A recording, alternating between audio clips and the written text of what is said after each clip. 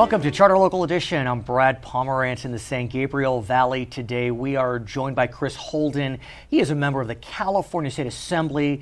We recently had a very significant national and state and county and city election. And while the results nationally were a surprise to many, I want to talk about California if we can. Sure.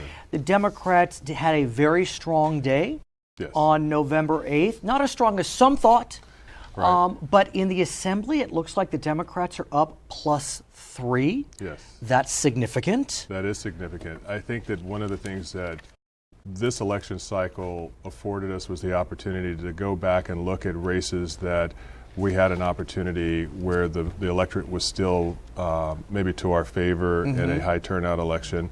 And we had some really strong candidates. And, I think that it was a good outcome. We added 3+. Right.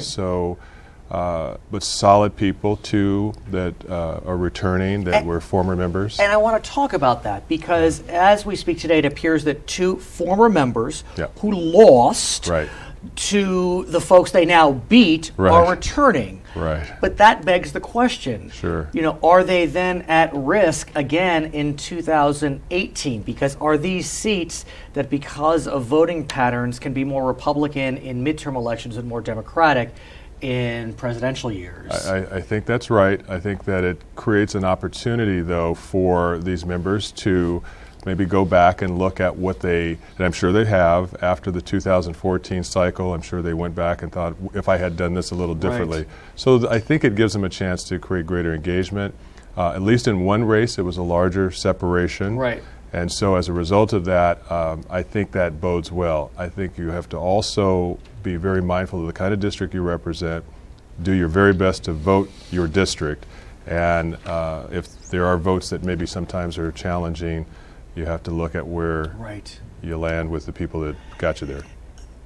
As a result of these pickups, it looks as if the Democrats will have a 2/3 majority, supermajority in the Assembly. Yeah.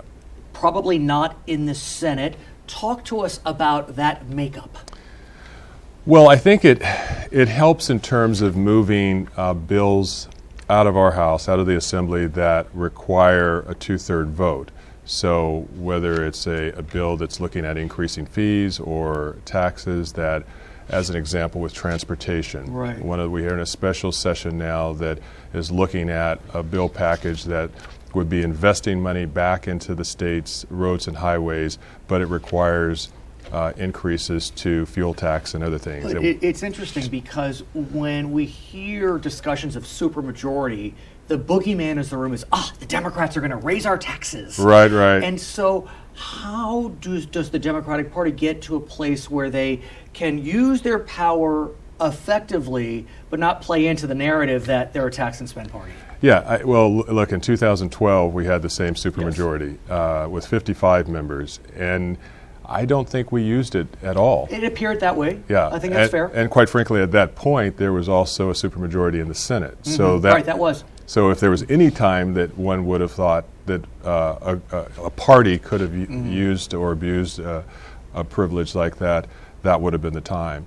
But I think we've been under great leadership that's looked at being very judicious, trying to build consensus, trying to find ways of being, bringing both parties together to appreciate what is needed to be done to invest in the state. I want to talk more about California because it's undeniable that California continues to be a very blue state.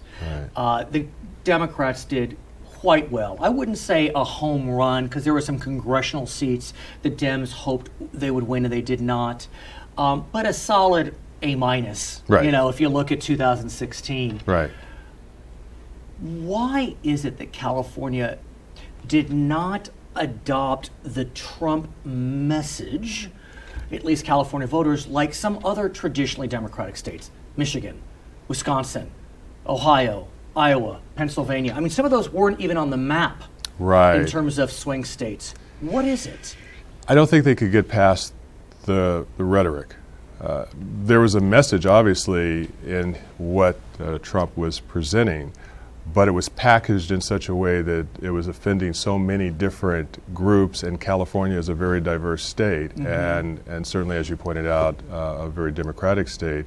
And so the reaction, this was a state that really supported Bernie Sanders as well. So I think there was a message in looking at the economy, there was a message there that was... We have disaffected, rural, white, lesser educated voters. Right. So why aren't they voting in the numbers that we saw for Trump in Michigan, in Pennsylvania?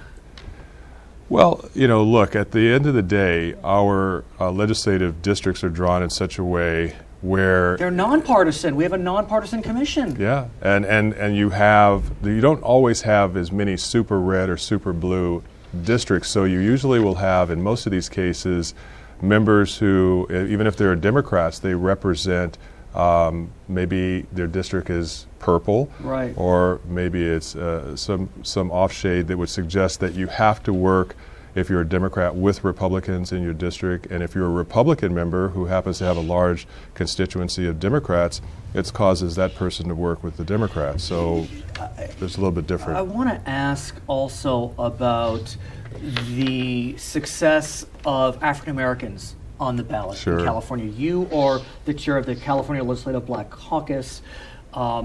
It appears that the African American membership in the legislature is down one as a result of a loss by Cheryl Brown to another Democrat, by the way. Sure.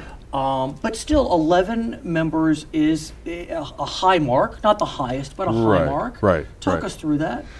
Well, look, I represent a district that is 7% African American, so I think what is a beautiful thing, we had a president that represented a country of much diversity. That was 12% African American. Right.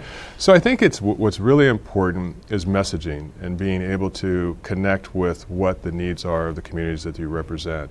Many of the cities in the district that I represent are eager to understand and want to see us move in a direction that's going to create jobs and that's going to be very understanding of getting people back to work.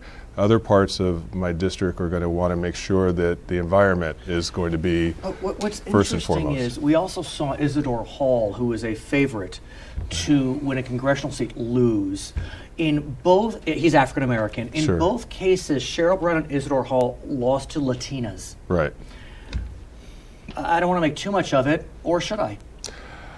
Well, I mean, look, I think it's an increasingly growing and vital community that's going to, for years to come, are going to have an impressive impact on the electorate in California, but not just California, as we saw in the election, Nevada. Right. So swing states, New Mexico, states that are now, and maybe were red states at one point, more Republican, are becoming more blue as a result of the emerging. Right. In our final moments, I do want to talk about Measure M. That was the transportation tax on the ballot in LA County, a big win. 70% needed 66.66. You mentioned special session. What can LA County do vis-a-vis Sacramento? Well, I think what Measure M represented was an understanding that Sacramento is not going to solve all of the problems, and that counties, especially as it relates to investing in infrastructure, and in this case roads and highway improvement, that counties are going to have to put themselves in a position to raise revenue to then be able to reinvest back into the local communities. His name is Chris Holden. He is a member of the California State Assembly. I'm Brad Pomerance. It's Charter Local Edition.